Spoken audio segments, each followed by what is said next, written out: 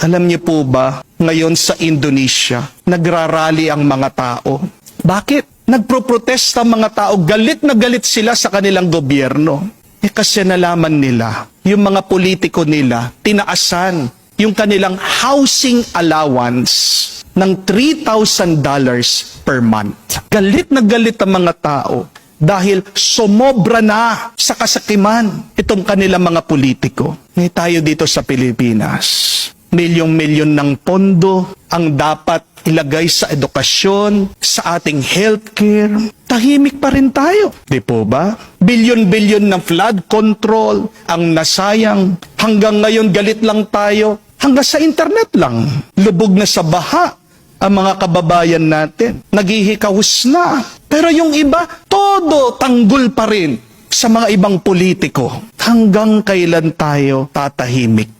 Kailangan pa ba nating makakita ng patay na katawan bago tayo magalit?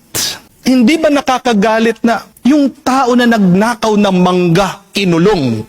Pero sa harap-harapan natin, ang dami na bilyon-bilyon na ninanakaw. Hindi pa rin nakukulong. Kaya mas kailangan pa natin ngayon ang halimbawa at panalangin ni Mother Teresa. Dahil ang ating mundo ay nababalot sa kasamaan at sa pagkaganid.